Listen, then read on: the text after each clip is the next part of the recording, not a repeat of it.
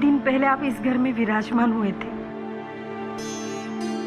आज आपके विसर्जन का समय है, लेकिन मैं आपको जाने नहीं दूंगी। विघ्न करता हूं ना, मुश्किलों को दूर करने वाले। आज मेरे जीवन की सबसे बड़ी मुश्किल मेरे सामने खड़ी है। कसम है मुझे मेरे बच्चों की, जब तक मेरे जीवन से ये मुश्किल आप दूर नहीं कर देते, मैं आपका विसर्जन नहीं करूंगी। नहीं जाने दूंगी इस घर से, नहीं जाने दूंगी।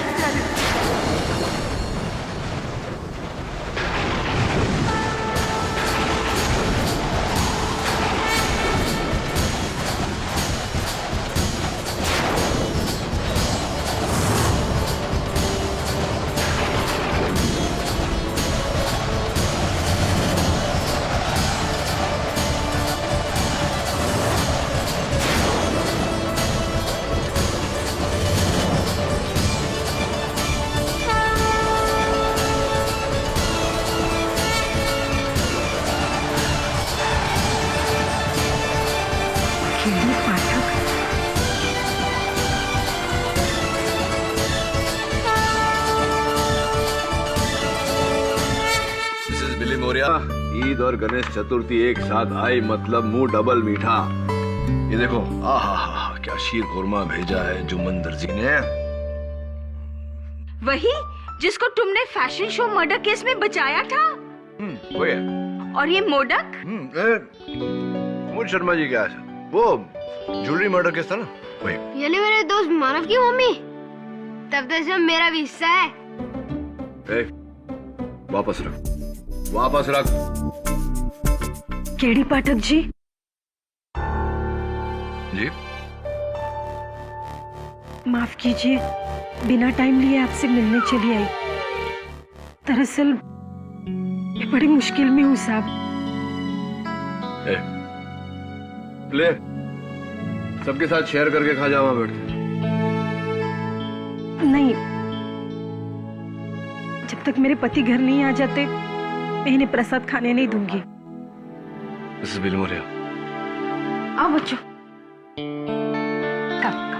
बैठो। बैठिए। बताइए, कौन है आपके पति? कहाँ है वो? जी, रविकांत विचारे अपनी खुद की टैक्सी चलाते हैं, लेकिन 2 दिन से वो जेल में है, मर्डर के केस में।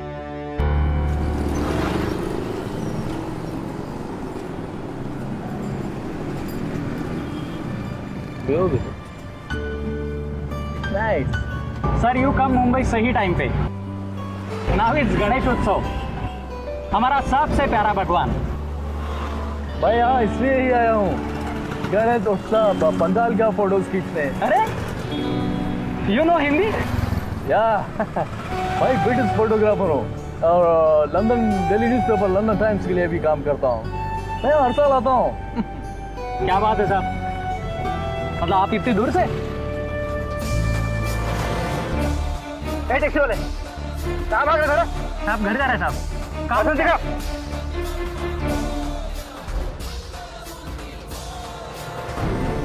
रविकांत कहाँ भाग रहा था? साहब घर जा रहे हैं साहब। डिक्की खोल। डिक्की का ताला खराब है साहब, नहीं खुलता है। डिक्की खोल बोला ना। ठीक है साहब। चल खोल।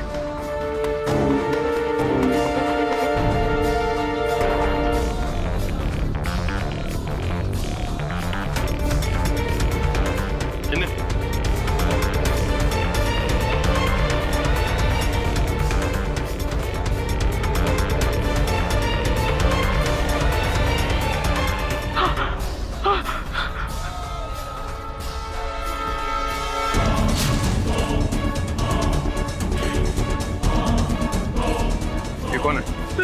साहब ये पता नहीं कैसे आई मेरी डिक्की में। तो मर चुका है। साहब मैंने नहीं मारा इसको। कहाँ लेके जा रहा था लाश? नहीं साहब, पता नहीं ये कैसे आया मेरी डिक्की में साहब। शिंदे, गिरफ्तार कर लो इसे। मैं समझा ही नहीं रवि, तुम कह रहे हो कि तुम उस आदमी को जानते भी नहीं, और मुझे यकीन है कि तुमने उसे नहीं मारा, तो फिर उसकी लाश तुम्हारी टैक्सी में कैसे आई? मेरे को पता नहीं साहब। आयशप्पा, मैंने उस आदमी को नहीं मारा। मेरे को बचा लो साहब, मैं आपके आगे हाथ जोड़ता हूँ, मेरे को बचा लो। हौसला रखो, मैं अपनी पूरी कोशिश करूंगा। वैसे आप मेरे पास कैसे आ गई? किसने भेजा आपको?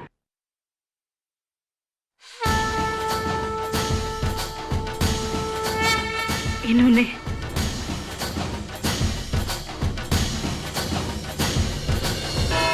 रविकांत बेचारे, तो तुम्हारा कहना है कि 2 सितंबर को तुम्हारी टैक्सी MHO2JS393 में से जो लाश बरामद हुई उसके बारे में ना तो तुम जानते हो और ना ही तुमने उसे मारा। तो फिर वो लाश डिक्की में आई कहां से? क्या उसने अपने आप को मार डाला और फिर वो तुम्हारे टैक्सी के पास आया और अंदर जाकर छुप गया? नहीं, मैंने नहीं। फिर वो लाश डिक्की में आई कहां से? योर ऑनर, जाहिर सी बात है कि प्रोसिक्यूशन के इस सवाल का जवाब रवि के पास नहीं होगा, क्योंकि ये 24 घंटे अपनी टैक्सी के साथ तो रहता नहीं। तो इसकी गैर मौजूदगी में किसी ने वो लाश डिक्की में रखी है। रवि, तुमने आखिरी बार डिक्की कब खोली थी? सर, रोज की तरह मैं सुबह 9 बजे टैक्सी बाहर निकालने के पहले डिक्की खोली, चेक किया था साहब, अंदर कुछ नहीं था साहब। यानी कि 9 बजे के बाद किसी ने वो लाश। एक minute, sorry to cut you KD. Dickey खोली, लेकिन तुमने तो पुलिस से कहा कि डिक्की का ताला खराब है, खुलती नहीं। पता नहीं, सुबह तो ठीक था पर दोपहर को खराब हो गया था। जाहिर है, क्योंकि दोपहर तक तुमने उसमें लाश रख दी थी। मिसेस उमा, उस आदमी की मौत कैसे हुई थी? जहर के असर से जज साहब। जज साहब, इस रुमाल को आर्सेनिक से बने ओडोलेस सॉल्यूशन में डुबाकर और इसे सुंघाने से उसकी मौत हुई।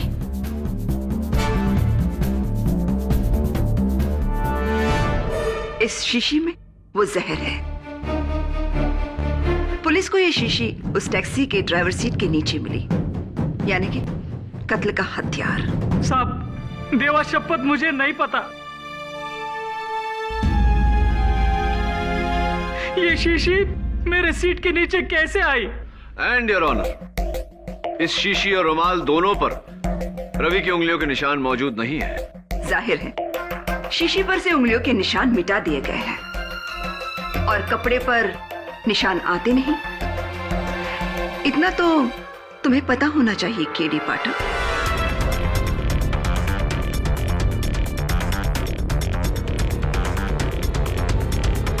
उस आदमी के बारे में कुछ पता चला? मसलन कौन था वो, क्या नाम, पता कुछ? जी जज साहब, मरहूम का नाम दिवाकर चोपड़ा है, दिल्ली का ड्राई फ्रूट ट्रेडर है। ये पर्स उसके पैंट की जेब में मिला, लेकिन इसमें से पैसे गायब हैं। कितने पैसे थे इसमें? मैडम, मुझे नहीं पता। क्या कह रहे हो? सोने की चेन और घड़ी तो तुमने चुरा ली और पैसे छोड़ दिए। जज साहब, ये सोने की चेन और ये घड़ी रवि की टैक्सी के ग्लव कंपार्टमेंट में मिले और इन पर मरहूम दिवाकर चोपड़ा की उंगलियों के निशान हैं। जाहिर है, ये चीजें उसी की है और इनका उसके ग्लव कंपार्टमेंट में होना, यानी रवि ने ही इन चीजों को चुरा कर बाहर रख दिया।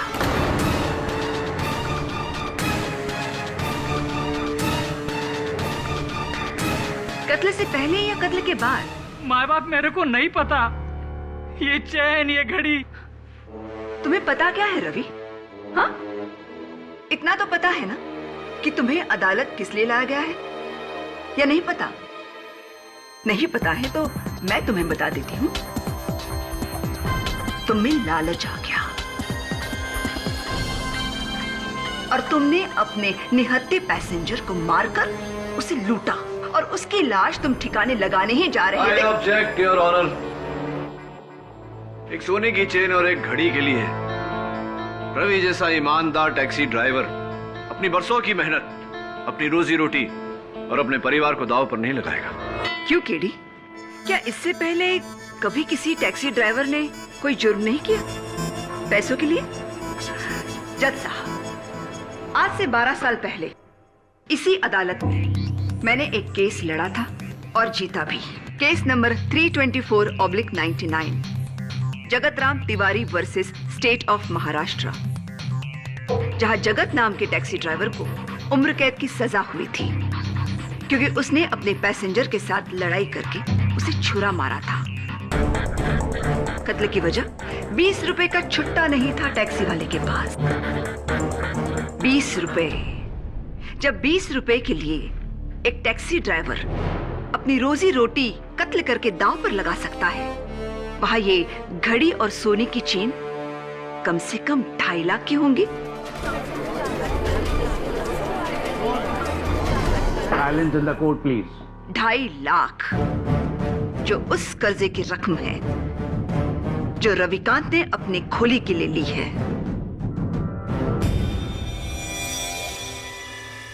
एक, नाकाबंदी से भागना। 2, टैक्सी से लाश का मिलना। 3, टैक्सी से कत्ल का औजार मिलना। 4, चोरी की घड़ी और सोने की चेन। 5, कर्जे की रकम। इन 5 उंगलियों को मिलाकर बनती है मेरे 23 साल के प्रोसिक्यूशन की मुट्ठी, जो केडी पाठक जैसे होनहार लेकिन जूनियर लॉयर भी नहीं बन सकते। लेकिन जूनियर लॉयर भी नहीं बन सकते।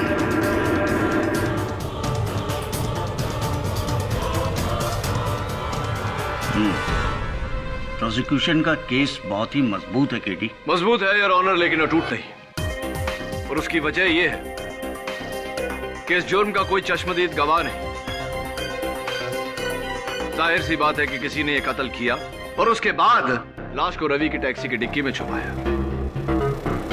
किसने? यही तो पता लगाना है योर ऑनर। उस दिन सवेरे 9 बजे से दोपहर के 3 बजे तक रविकांत की टैक्सी में 3 लोगों ने सवारी की। मैं उन्हें कटघरे में बुलाना चाहता हूं ताकि वो इस केस पे रोशनी डाल सके। क्या तीनों विटनेस मौजूद हैं? अनफॉर्चुनेटली योर ऑनर, बड़ी मुश्किल से सिर्फ 2 लोगों का पता चल पाया है, तीसरा अब भी लापता है। सबसे पहले मैं बुलाना चाहूंगा रविकांत के उस दिन की पहली पैसेंजर को, जिन्होंने अंधेरी से बैंड्रा कुर्ला तक टैक्सी ली, मिस सविता झाला। साहब, यही लड़की थी साहब। उस दिन मैं टैक्सी को साइड में पार्क करके होटल में चाय पीने गया था। 10 बजे का टाइम था साहब। बाहर आके देखा तो मैडम टैक्सी के पास खड़ी थी, बहुत घबराई हुई थी साहब। वो टैक्सी में बैठी और फिर सांता क्रूज में उसका दोस्त भी टैक्सी में आके बैठ गया। फिर दोनों के बीच पता नहीं अंग्रेजी में कुछ बड़ा बहस हुआ साहब। फिर बैंड्रा कुर्ला कॉम्प्लेक्स पे मैडम गुस्से से उतर गई साहब टैक्सी से। उसका दोस्त भी उसके बाद उतरा। हाँ तो मिस झाला, मैं आपसे जानना चाहूंगा कि आपको याद है वो उस टैक्सी की डिक्की खुली हुई थी उस समय? कौन सी टैक्सी? कैसी डिक्की? और मैं इसकी टैक्सी में कब बैठी?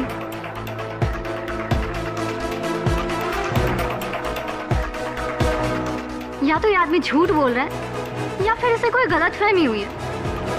मे बी कोई और लड़की हो। ओ मैडम, क्या बोल रही हैं आप? आप ही थी, आप ही टैक्सी के डिक्की के पास खड़ी थी बैग लेकर साहब। इसी ने उसको लाश को डिक्की में डाला होगा साहब।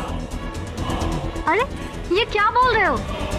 ना मैंने तुम्हें कभी देखा है और ना ही तुम्हारी टैक्सी को। मिस झाला, क्या आप जानना चाहेंगे कि हमने आपके बारे में पता कैसे लगाया?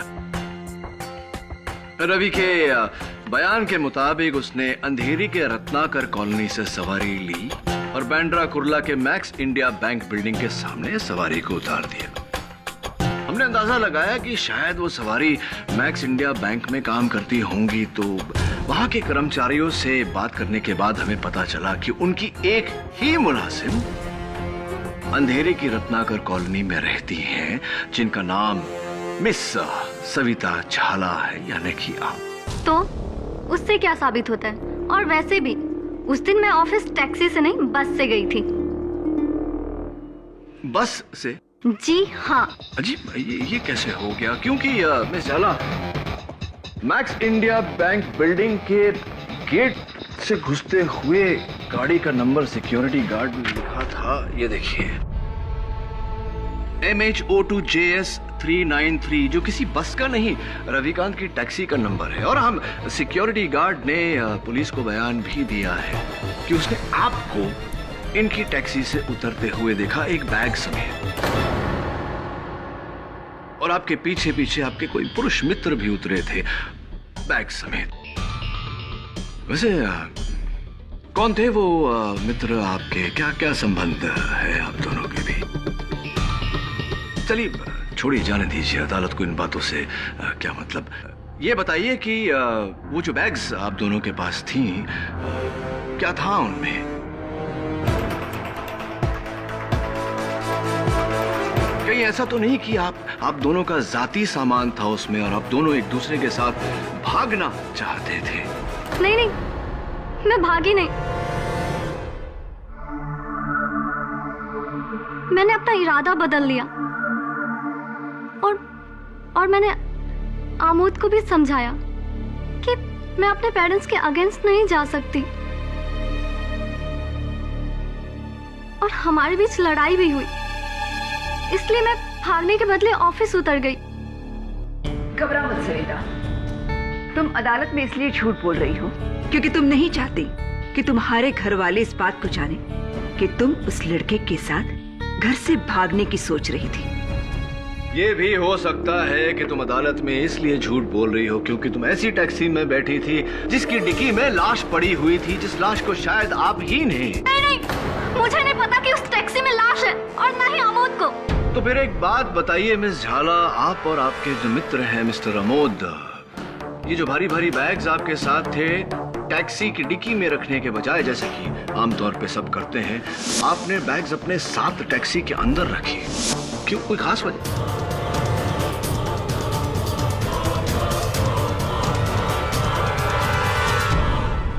जी, इसका मेरे पास कोई जवाब नहीं है। मेरे सवाल का जवाब शायद ये है मिस झाला कि आप जानती थी कि उस टैक्सी की डिक्की में लाश है जो शायद आपने या आपके मित्र आमोद ने वहां रखी। योर ऑनर, अंधेरे ईस्ट की रत्नाकर कॉलोनी जहां से सविता बैठी और सैंताक्रूज स्टेशन जहां अमोद बैठे, दोनों ही बहुत बिजी एरिया से। जरा सोचिए, क्या ये पॉसिबल है? एक भारी सी लाश ढोकर कोई डिक्की में रखे और किसी को पता भी ना चले। मैं प्रोसिक्यूशन की बात से सहमत हूँ। मिस सविता की घबराहट उनकी जाती कारणों से होगी। लाश अगर टैक्सी में आई होगी तो इस सवारी के बाद। तुम्हारे पास कोई और गवाह है KD? Yes your honour, Ravikant की अगली सवारी जो टैक्सी में अपना सेलफोन भूल गए थे, जिसके जरिए हमने उनको ट्रेस किया, मिस्टर अभिज्ञान रोहरा। मुझे मालूम था मुझे। तेरी तो टैक्सी का नंबर देखते ही मुझे डाउट हो गया था। ये साली पनौती है मेरे लिए। पूरा दिन खराब हो गया तेरे चक्कर में। ऊपर से तूने मेरा मोबाइल भी चुरा लिया। और अब यहाँ खड़ा हूं मैं कटघरे में तेरी वजह से। मिस्टर रोहरा, आपके इस रिकैप के लिए मैं आपका शुक्रिया अदा करता हूं। Thank you. चलिए अब ये बताइए कि आपने रविकांत की टैक्सी कब पकड़ी, कहां से कहां तक? क्या कब और कहां तक के लिए वकील साहब? 12 साढ़े 12 बजे का टाइम था। मैंने इसकी टैक्सी बैंड्रा रेक्लेमेशन से पकड़ी और इससे कहा कि मुझे वाशी जाना है, नवी मुंबई। क्यों वाशी? क्यों वाशी? क्यों मतलब क्या वकील साहब? अरे भाई, मेरी फैक्ट्री है वहां पर। तो फिर आप तकरीबन 1 बजे बीच रास्ते में यानी कि सायन में उतर गए। क्यों उतर गए? उतरा नहीं वकील साहब, सायन पर ही इसकी खटारा टैक्सी का टायर पंचर हो गया। अब मैं क्या इसके पंचर चिपकाने का इंतजार करता? मैंने तो इसे आधे पैसे दिए और इससे जान छुड़ा ली। मिस्टर रोहरा, पूरी ड्राइव में आपको टैक्सी की डिक्की में से कोई आवाज सुनाई दी? हाँ, आवाज तो आई।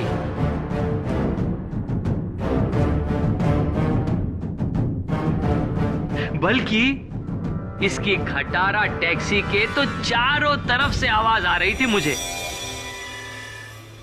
अरे अंजर पंजर ढीले हो गए इसके खटारा के, इसलिए मैं तो खुशी खुशी जान छुड़ा ली। और इसी खुशी में आपका सेल फोन, आपका मोबाइल फोन जो है वो टैक्सी की सीट पर ही रह गया। हाँ, और इसने मेरा फोन मुझे लौटाया भी नहीं।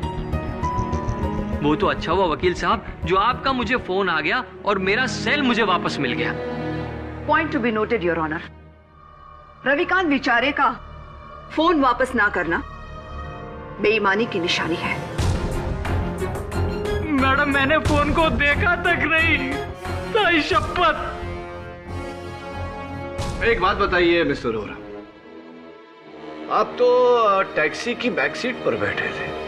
हाँ, तो फिर ऐसा कैसे हुआ कि पुलिस को आपका फोन टैक्सी की फ्रंट सीट पर से मिला?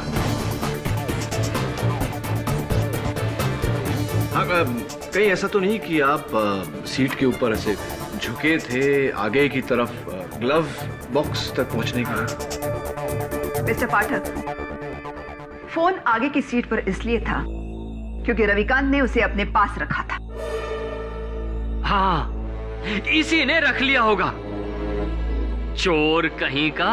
और अब तो खूनी भी। रविकांत ने खून किया, घड़ी चुराई, चेन चुराई, मोबाइल चुराया। This is absolutely ridiculous.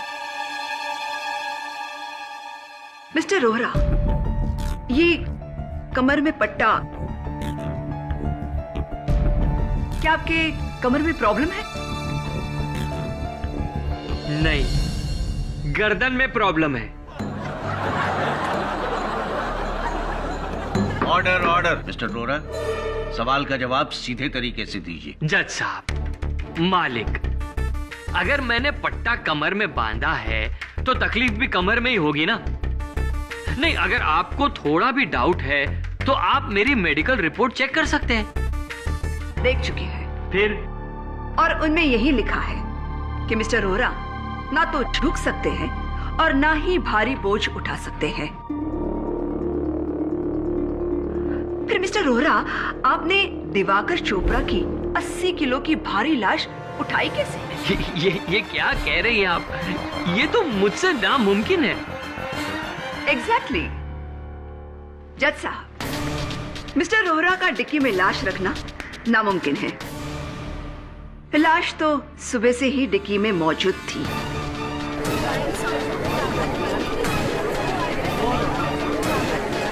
Silence. और इस बात को साबित करने के लिए कि सिर्फ रविकांत बेचारे जानते थे कि गाड़ी की डिक्की में लाश है, मैं अपने अगले गवाह को बुलाना चाहती हूँ।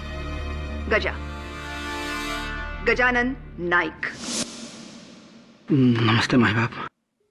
योर ऑनर, ये वही मैकेनिक है जिसने रविकांत के टैक्सी का टायर ठीक किया। राइट गजानन? जी। घबराओ मत, तुम्हें कोई कुछ नहीं कहेगा। तुम सिर्फ इतना बताओ कि वो टायर तुमने कब और कहां ठीक किया। जी सर। मैडम। जी जी, माफ करिए मैडम, मेरी अपनी पंचर की दुकान है, विनायक टायर शॉप के नाम से, जो साइन में गणेश मंदिर के पास है।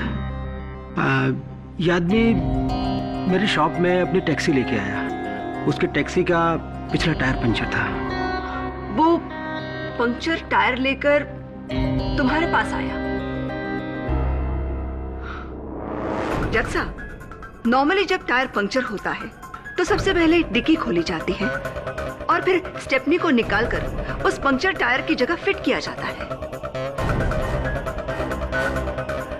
तुमने ऐसा क्यों नहीं किया रविकांत? मुझे लगा बस 2 मिनट पे पंक्चर वाला है, तो इसके लिए मैं मगजमारी क्यों करूं? या फिर इसलिए क्योंकि तुम डिक्की नहीं खोलना चाहते थे? तुम जानते थे कि टैक्सी की डिक्की में लाश है।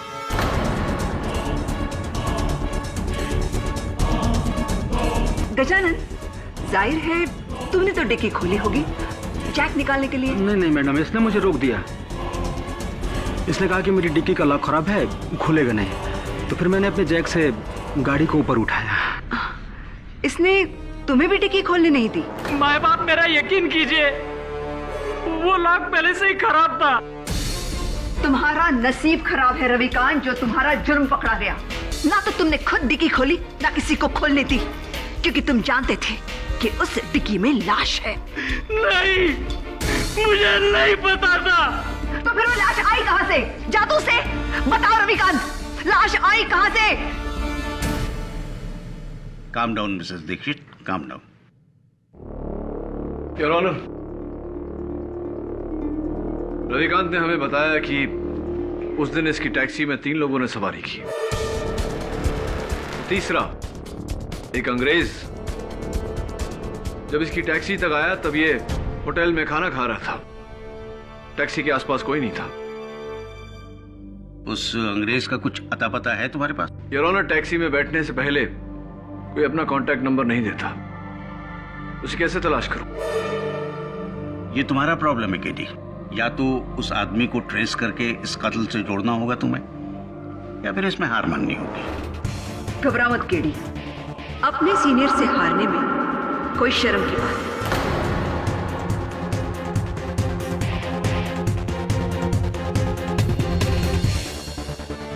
योर ऑनर, लाश की तहकीकात के बाद पुलिस को एक नया एविडेंस मिला है। उस आदमी का नाम दिवाकर चोपड़ा नहीं, बल्कि मनु नागपाल है।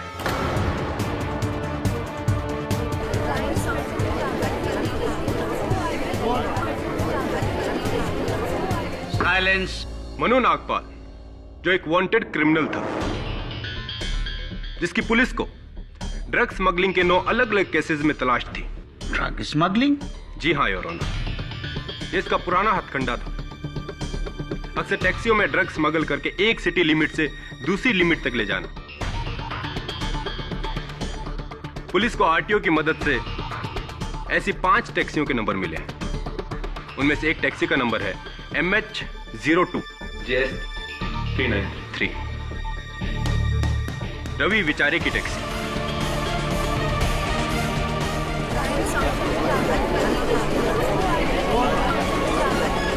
साइलेंस। ओह माय गॉड, ये तो नया कनेक्शन है। अब समझ में आ गया।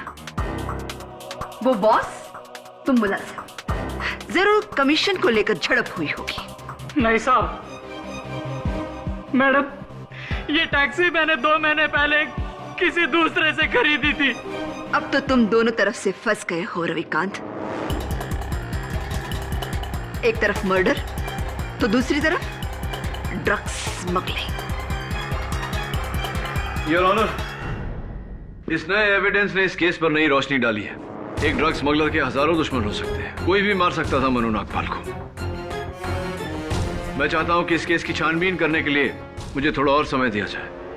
हो सकता है कि इस दौरान मैं उस अंग्रेज को भी ढूंढ निकालूं। ठीक है, यह अदालत अगली सुनवाई तक मुलतवी की जाती है। The court is adjourned for the day.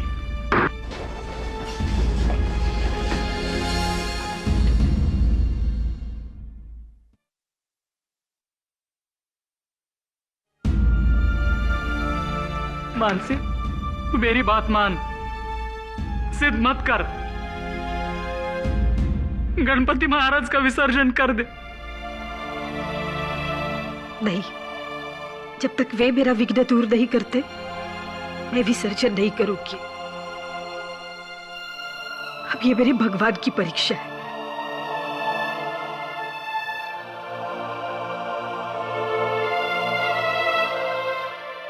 Ganesh ji के साथ साथ ये मेरी भी परीक्षा है। वरुण, अगर मैं ये केस हार गया तो मानसी का भगवान पे से विश्वास उठ जाएगा। केडी साहब, जितना मैंने इस केस को स्टडी किया, मेरा पूरा डाउट उस अंग्रेज पर है। वो पुलिस को देखकर ऐसे भागा था जैसे गाय के सर से सींग। आई एम वेरी श्योर उसी ने उस लाश को टैक्सी में डाला होगा। हाँ, लेकिन एक अंग्रेज टूरिस्ट को इस शहर में ढूंढेंगे कैसे? ये भी पता नहीं कि शहर में होगा या नहीं। रवि ने क्या कहा था वो? मैं एक ब्रिटिश फोटोग्राफर हूँ और London daily newspaper London times के लिए भी काम करता हूँ। फोटोग्राफर।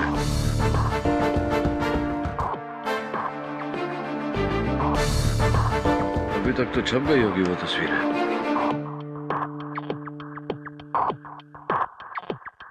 मिल गया, ये देख, लंदन टाइम्स, फोटोग्राफर का नाम Javed Smith.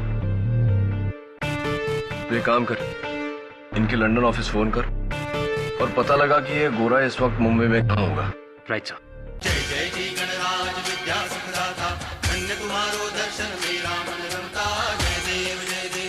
Your honour, mister Javed Smith एक ब्रिटिश फोटोग्राफर है और इस केस की आखिरी कड़ी रविकांत के टैक्सी की उस दिन की आखिरी सवारी।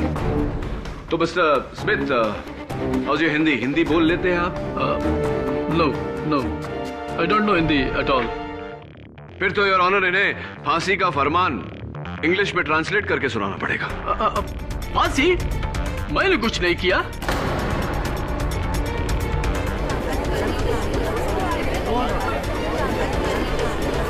ऑर्डर। हाँ, आपने कुछ नहीं किया, लेकिन बड़ी तेजी से 30 सेकंड में आप हिंदी सीख गए। क्या माइंड है आपका? अब जरा इस माइंड को रिवाइंड करिए और बताइए कि उस दिन रविकांत की टैक्सी से पुलिस को देखकर, नाकाबंदी को देखकर आप घबरा कर उतर गए थे। क्या कारण था इसका? नहीं, मुझे लेट हो रहा था तो मैं वहां से पैदल गया। आपका ये बैकपैक पुलिस ने आपके होटल रूम से बरामद किया तो उसके पॉकेट से कुछ बू आ रही थी और लैब टेस्टिंग से पता चला है योर ऑनर की वो बदबू चरस की थी। इसके बारे में आप क्या कहना चाहेंगे? Yes, you are right. मेरे बैग में चरस था।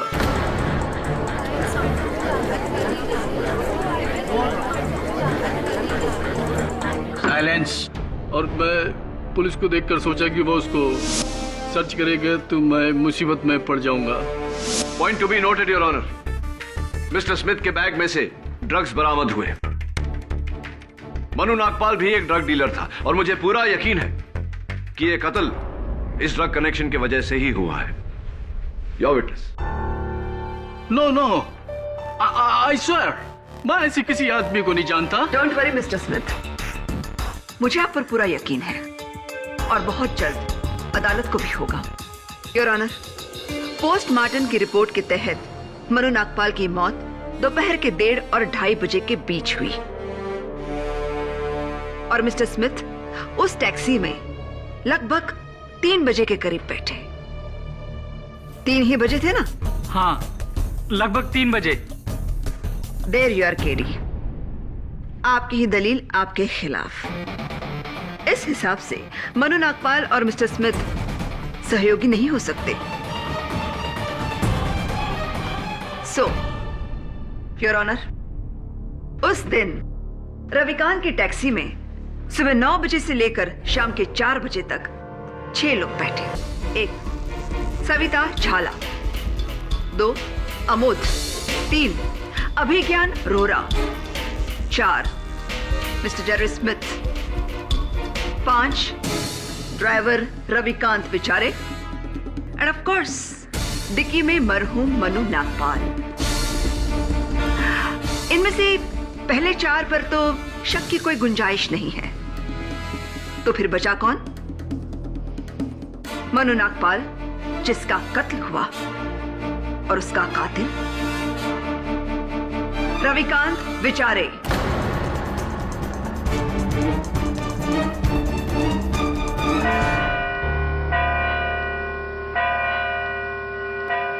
The court is adjourned for the day.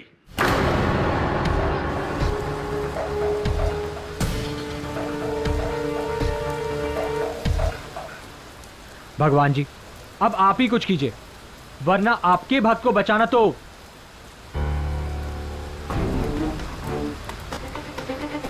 चाबी? इंस्पेक्टर दवे, चाबी। डिक्की की है, बड़ी मुश्किल से खुलती है। चेक करते हैं।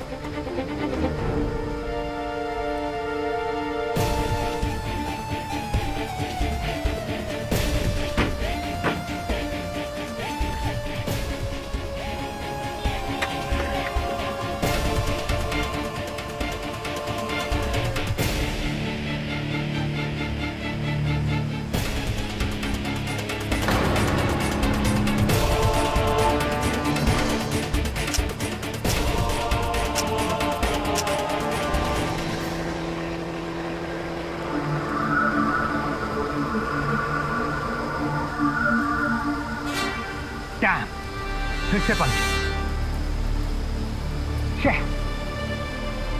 विनायक टायर शॉप, ये तो वही टायर शॉप है जहां पर रवि की गाड़ी ठीक हुई थी। ये गणपति बप्पा मोरया। अरे भाई सुनो, तुम वही हो ना जिसने वो टैक्सी ड्राइवर रवि बेचारे के केस में गवाही दी थी? हाँ साहब, लेकिन आपको कैसे पता साहब? इतना घबरा क्यों रहे? यहाँ साहब अपन पुलिस कोर्ट कचहरी के चक्कर में नहीं पड़ना चाहता साहब। समझ सकता हूँ तेरी प्रॉब्लम। अब जल्दी से मेरी प्रॉब्लम सॉल्व कर, चल।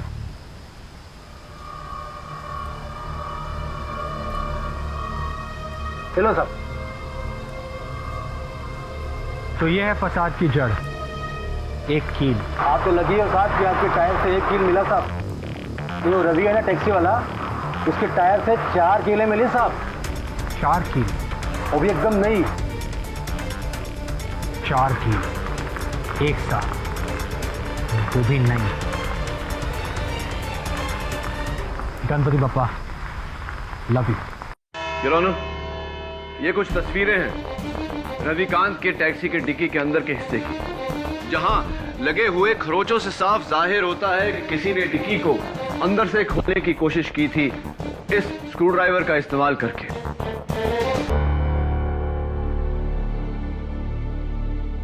जिस पर मनु नागपाल की उंगलियों के निशान है। इसका मतलब ये हुआ यार ऑनर कि मनु नागपाल जब उस डिक्की में घुसा तब वो जिंदा था, मुर्दा नहीं। और एक पॉइंट पर उसने डिक्की से बाहर निकलने की कोशिश की, लेकिन बाहर के शोर के कारण रविकांत उसकी आवाज को सुन नहीं पाया। अब सवाल यह है योर ऑनर कि मनु नागपाल उस डिक्की में घुसा क्यों? वो शहर छोड़कर भागना चाहता था, और पब्लिक ट्रांसपोर्ट यानी टैक्सी से बेहतर सवारी और क्या हो सकती है? तो मनु ने खुद टैक्सी रोकी, रविकांत से कहा कि टैक्सी की डिक्की खोलो, मुझे उसमें छुपना है। मिसेस दीक्षित, पूरी बात समझने के लिए पूरी बात सुन लेनी चाहिए।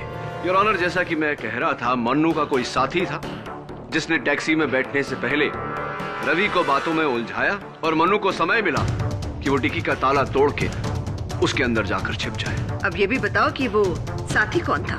जाहिर सी बात है प्रोसिक्यूटर साहिबा कि उस दिन रवि की टैक्सी में जिन लोगों ने सवारी की थी उन्हीं में से ही कोई एक होगा।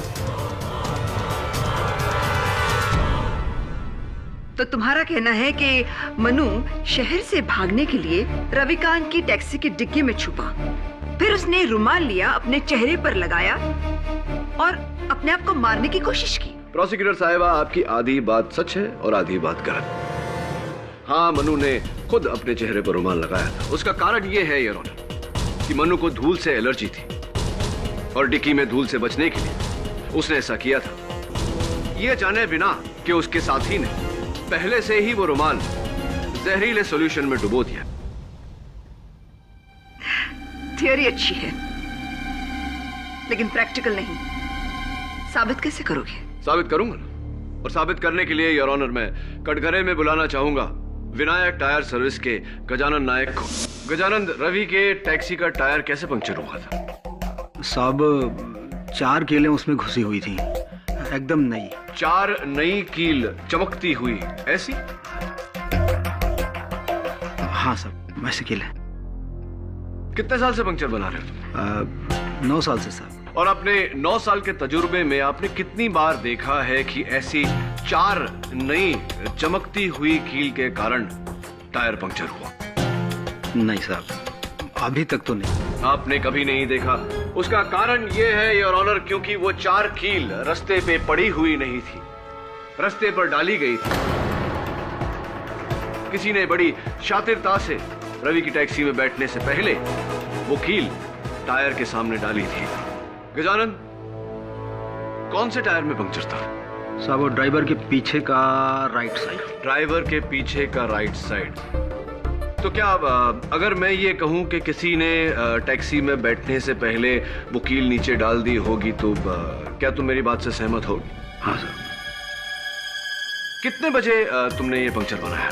करीब 1 बजे का टाइम था साहब। और तुम्हारे 9 साल के तजुर्बे में अगर ऐसी 4 कील के साथ पंक्चर हुआ हो तो पूरा हवा निकलने में यानी कि फुल से फ्लैट होने में कितना समय लगता है? सब कील 4 थे, वो भी छोटे छोटे, तो मेरे हिसाब से आधे से पौन घंटे लगने चाहिए साहब। आधे से पौन घंटा, यानी कि अगर बैक ट्रैक करे योर ऑनर तो 12:15 और 12:15 बजे मिस्टर अभिज्ञान रोहरा रवि की टैक्सी में बैठे थे। मैं उन्हें कटघरे में बुलाना चाहूँ। क्या आपका कहने का मतलब है कि मैंने ही कील फेंक कर टायर पंचर कर दिया? जी हाँ मिस्टर रोहरा, ताकि जब टैक्सी ड्राइवर पंक्चर देखने के लिए उतरे तो आपको समय मिले वो घड़ी और वो चेन ग्लव कंपार्टमेंट में छुपाने का। वकील साहब, मैंने तो खुद वाशी जाने के लिए वो टैक्सी पकड़ी थी। मैं खुद अपनी ही टैक्सी का टायर पंचर कर दूंगा।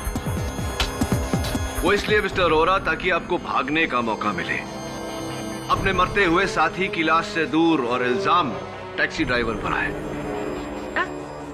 मन्नू नागपाल मेरा दोस्त, ये कैसे कह सकते हैं आप? क्योंकि आप ही थे जिसने वाशी तक वो टैक्सी हायर की थी, और आप जानते थे कि मन्नू को मुंबई में ढूंढा जा रहा है, नवी मुंबई में नहीं।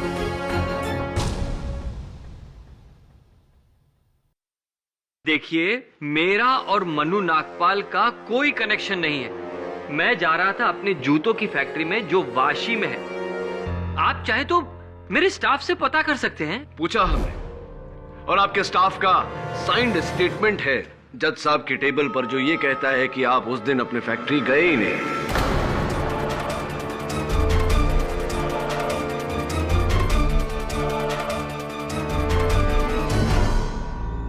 अब नहीं, एक्चुअली जज साहब वो देखिए मिस्टर रोहरा, वो जो कील जिससे पंक्चर हुए थे वो कील जूते बनाने में इस्तेमाल होते हैं।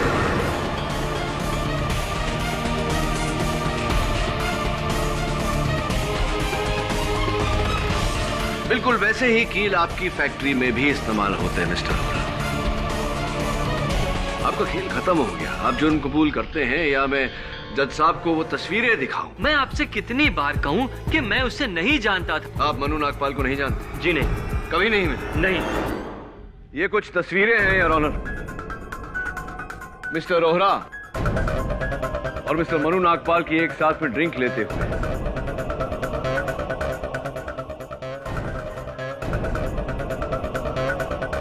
क्या आप कहेंगे मिस्टर रोहरा कि आप मन्नू नागपाल को नहीं जानते?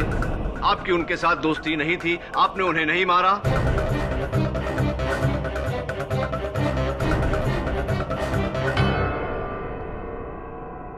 हाँ,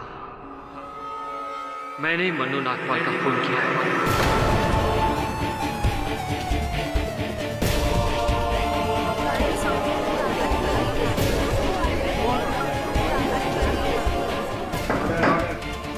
लेकिन मन्नू नागपाल और रोहरा की तस्वीरें कहाँ हैं? माफ करिएगा योर ऑनर, मुझे ये छोटा सा झूठ तो रोहरा के बयान के लिए, इकबाल जुर्म के लिए बोलना पड़ा। बताइए अदालत को कि आपने मन्नू नागपाल को क्यों मारा? मन्नू नागपाल एक ड्रग स्मगलर था और मैं उसके इस धंधे में उसके बराबरी का पार्टनर। मेरे मन में लालच जागा। मैंने चाहा कि मैं वो पूरा का पूरा बिजनेस अकेला हथिया लूं। मैंने मन्नू नागपाल को मारने का फैसला किया। मैंने एक प्लान बनाया। जिस गाड़ी से हम लोग जाने वाले थे उस गाड़ी को मैंने खराब कर दिया और मैंने उससे कहा कि टैक्सी से चलते हैं। बांद्रा के एक सुनसान रास्ते पर मैंने इसकी टैक्सी रोकी और इसके साथ वाशी तक के पैसों को लेकर बहस में लग गया। इसी बहस का फायदा उठाकर मन्नू ने इसकी टैक्सी की डिक्की चाकू से खोली और उसमें छुप गया, मेरा दिया हुआ जहरीला रुमाल लेकर। और टैक्सी में बैठने से पहले मैंने इसकी टैक्सी के टायर के सामने चालाकी से कीलें फेंक दी। मुझे पता था कि थोड़ी ही देर के बाद रुमाल का जहर असर करके मन्नू नागपाल को मार डालेगा और तकरीबन उतनी ही देर में टैक्सी का टायर भी पंचर हो जाएगा। और जैसे ही टैक्सी का टायर पंचर हुआ, मैंने इसे टायर चेक करने के लिए बाहर भेजा। मौका पाते ही मैंने मन्नू नागपाल की गोल्ड चेन और वॉलेट इसकी टैक्सी के ग्लव कंपार्टमेंट में डाल दी और जहर की शीशी। मगर अफसोस,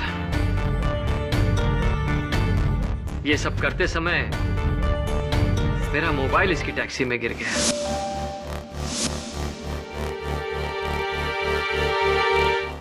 ये अदालत अभिज्ञान रोहरा को मनु नागपाल के कत्ल के जुर्म में दोषी पाते हुए हिरासत में लेने का हुक्म देती है और रविकांत बेचारे को बाइज्जत बरी करती है।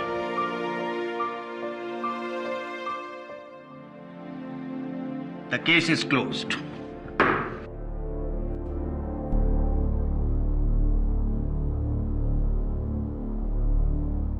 Congratulations kid. थैंक यू, बहुत बहुत बधाई हो। अरे क्या हमारे लिए आप भगवान हो। ऐसा मत बोलिए, नहीं तो वो मुझसे रूठ जाएंगे। वैसे भी ये केस तो बाप्पा ने ही सॉल्व किया है। पापा ने? वो कैसे? हाँ, आप देखिए ना, मेरे असिस्टेंट की बाइक बिल्कुल गणेश मंदिर के सामने खराब हुई और सबसे अहम गवाह इस केस के गजानंद विनायक टायर सर्विस वाले, ये गणेश जी के दूसरे नाम ही है। आपकी प्रार्थना सफल हो गई, इसीलिए तो उन्हें विघ्नहर्ता कहते हैं।